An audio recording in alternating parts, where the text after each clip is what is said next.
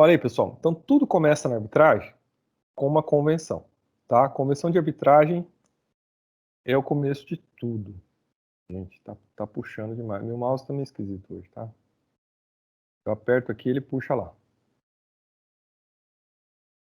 Então, olha só. O que é a convenção de arbitragem, gente? As partes podem submeter a solução dos seus litígios ao juiz arbitral, mediante convenção de arbitragem. Então, convenção de arbitragem, né, é a estipulação contratual, é o pacto, tá? Que as pessoas firmam, que ela pode ser de duas formas. Ou ela pode ser uma cláusula arbitral ou um compromisso arbitral. Quer dizer, cláusula compromissória ou compromisso arbitral. A diferença, então, é que a cláusula compromissória a gente vai fazer antes, vai pôr já no contrato, ou antes de existir o conflito, e o compromisso arbitral a gente faz depois, que já tem um conflito, quando a gente não quer usar o judiciário e quer usar a arbitragem, tá? E aí a gente pode, por acordo, por convenção de arbitragem, fazer isso. Então, a convenção de arbitragem é um gênero e as espécies são cláusula compromissória, compromisso arbitral. Tá? Entenderam a diferença? Uma é antes, outra é depois. Aí tem aqui, ó, cláusula compromissória é uma convenção que se dá com as partes, né? Aí, já tá explica, ó. Em um contrato, compromete-se a submeter a arbitragem aos litígios que possam vir a surgir. Né? A cláusula compromissória sempre é expressa, tá, gente? Ela tem que ser por escrito. Podendo estar incerta no próprio contrato ou em documento apartado, tá? Nos contratos de adesão, quer dizer, aqueles contratos que você só diz sim ou não, a cláusula compromissória só terá eficácia se o aderente tomar a iniciativa de instituir a arbitragem ou concordar expressamente com a sua instituição, desde que prescrito documento em anexo, né? Ou em negrito com assinatura ou visto especial para essa cláusula. Qual que é o problema aqui, né? É que no contrato de adesão, limita-se muito a sua liberdade, né, de decidir. E esse parágrafo é muito questionável, né, pessoal? Porque às vezes a pessoa, né, por mais que ela esteja negritado lá e diga, e a pessoa assine do lado, né, é um contrato de adesão. Se ela falasse não, será que ela conseguiria contratar? Ah, não quero o judiciário, quero ir para o judiciário se tiver algum problema. Então, tudo aqui, tá, pessoal, vai ter que levar em consideração, no momento, né, de apuração, se vai ser aplicada a justiça arbitral ou não, na hipossuficiência e vulnerabilidade da pessoa, tá, gente? Porque se a pessoa é hipossuficiente e vulnerável, né, a pessoa que não entende muito o direito, não sabe como é que funciona, como é que ela vai, né, primeiro entender o que está acontecendo aqui na cláusula compromissória, né? Então, o ideal, né, gente, nos contratos de adesão, o ideal é fazer um termo apartado, em paralelo, tá? Onde a pessoa declara que ela entende o que é o processo, né? O que é o procedimento de arbitragem, que ela voluntariamente entende que essa é a melhor saída para se resolver os conflitos e que, em eventualidade, este vai ser o caminho adotado. Então, é tipo uma decisão, né, esclarecida, né? Porque se você só colocar no contrato de adesão a cláusula compromissória, mesmo que seja negritada e a pessoa assine do lado, eu acho que ainda há margem para anulação dessa cláusula, tá? Para se discutir isso no judiciário. Porque é contrato de adesão. Né? Então, se é contrato de adesão, gente, sempre vai ter uma pessoa que está ali mais, né, o contrato está desnivelado, porque uma das partes coloca tudo no contrato e a outra só diz sim ou não. Então, quando os contratos assim são desnivelados, a tendência é você ter uma margem de, né, análise judicial daquilo, até para ver se, por exemplo, né, a colocação da cláusula de compromissória naquele contrato não foi justamente para poder dificultar a vida da pessoa na hora de discutir o contrato. Né? Então ela foi colocada ali para criar um entrave mesmo, né, para criar uma dificuldade.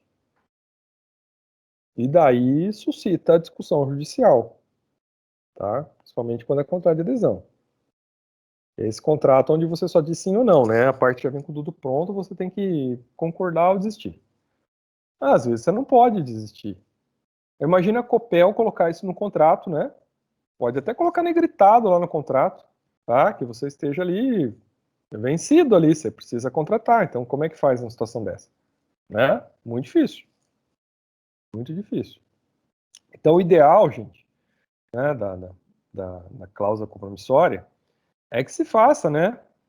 Se é um contrato paritário, beleza, as partes estão fazendo conjuntamente, aí beleza, né? Ou um instrumento apartado, onde as partes assim estipulem, né?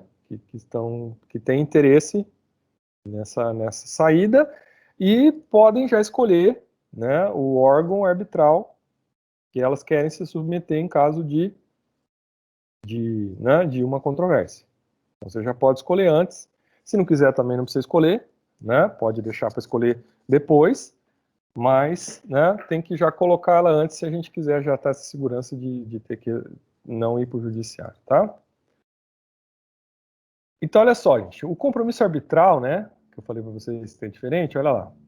É a convenção através da qual as partes submetem o litígio à arbitragem, podendo ser judicial ou extrajudicial. Então, dentro da ação, a gente pode, né, você está dentro de um processo judicial, tá? As partes podem requerer ao juiz, né, instauração da arbitragem. Então, faz um compromisso arbitral dentro do processo, pode, não há problema nenhum, tá? Aí o juiz suspende a ação, vai para a arbitragem. Ou, né, uma vez já existindo litígio, as partes podem fazer um pacto de, né, procuram uma câmara arbitral e submetem lá o seu caso. Então, pessoal, o que tem que ter no compromisso arbitral, né? Então, tem uns dados aqui que estão no artigo 10 da lei, não vou ficar lendo aqui, não vou ficar lendo para vocês leem depois. Só a única coisa que eu quero que vocês entendam aqui, né? Então, assim, eu quero ir para arbitragem, não fiz cláusula arbitral, não colocamos no contrato isso previamente. Como é que eu faço?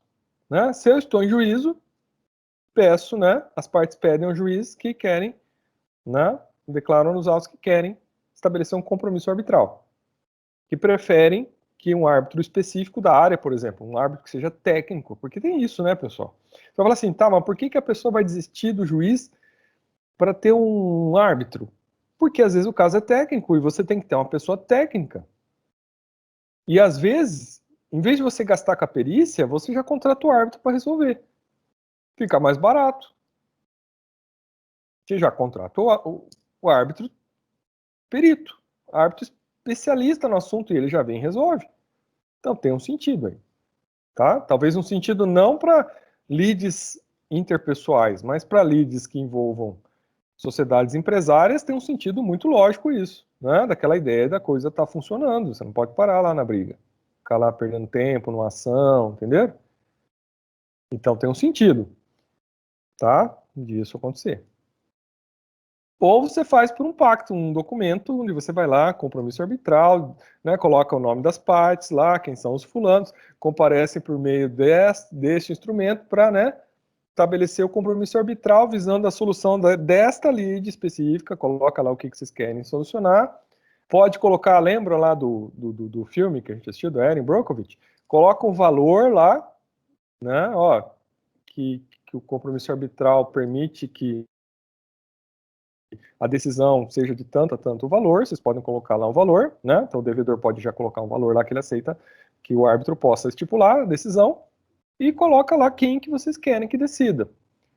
Seja um árbitro específico ou uma câmara arbitral específica, tá? Então pode ser um árbitro que não esteja numa câmara, né? Eu conheço até um amigo em Curitiba, que ele é advogado, e ele é árbitro dessas questões de comércio internacional, né? De lex mercatoria. E aí ele não está em câmara nenhuma, tá? Ele é o cara que faz isso sem estar em câmara nenhuma, tá bom?